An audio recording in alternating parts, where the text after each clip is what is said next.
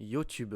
Aujourd'hui, je te propose un format un peu spécial de vidéo qui s'intitulera En immersion, où on analysera les vidéos prises par mes caméras connectées et me permettre de vous décrypter les comportements observés. Alors mets tes écouteurs ou ton casque et détends-toi, on va passer un bon moment. Au début, je pense qu'ils se méfient un peu de la caméra, car comme ici, leur apparition était très furtive.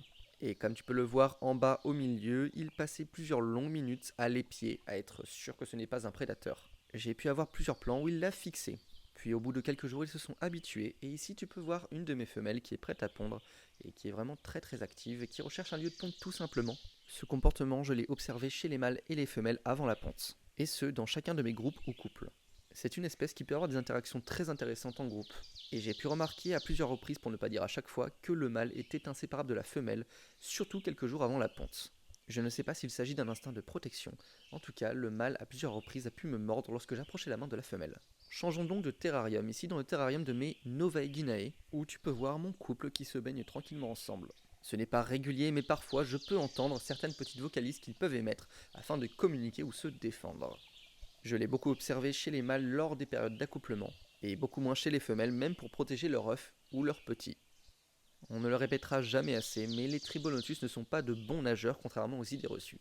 Ils apprécient énormément de pouvoir s'immerger comme ici, et étant une espèce qui appréciera les températures plutôt fraîches, il est très important de toujours lui proposer de l'eau propre, pour qu'il puisse s'y baigner pour réguler sa température. Je nettoie tous les soirs mes gamelles d'eau dans chacun de mes terrariums, et j'ai pu observer qu'ils allaient par la suite s'y baigner de longues heures, et ils semblent apprécier ça. Les femelles en gestation sont vraiment sujettes à la déshydratation, il faut vraiment y veiller, sinon ça peut se répercuter sur sa santé et les œufs. Deuxième point très important, j'ai pu remarquer que les femelles gravides, et oui, toujours elles, c'est parce que leur comportement est trop intéressant, qui sont, comme j'ai pu l'observer, vraiment sujets à la déshydratation, appréciaient énormément de pouvoir aller s'immerger régulièrement.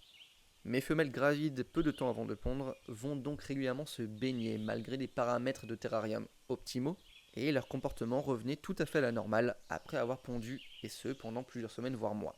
Ce qui arrive même la journée lors des périodes de gestation. Chez moi, c'est une thalasso à tribolo.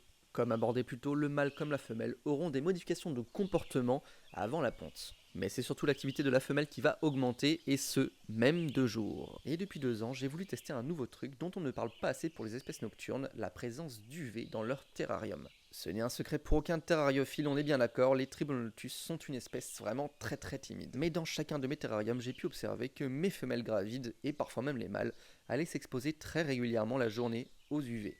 C'est un comportement qui semble atypique pour l'espèce. Elle semble apprécier, voire avoir besoin de ces apports en UV qui finalement sont peut-être un peu trop négligés pour ce type d'espèce. Je n'ai pas forcément observé une recrudescence de comportement diurne, mais ces nombreuses observations de mes femelles et parfois même de mes mâles qui s'exposent en pleine journée aux UV soulignent probablement un besoin que j'ai négligé dans leur élevage les années précédentes. Je dirais donc que si tu veux reproduire des Tribonotus, propose-leur des UV, tu ne seras pas déçu. En attendant la prochaine vidéo, je vous souhaite à tous une bonne année et une bonne rentrée.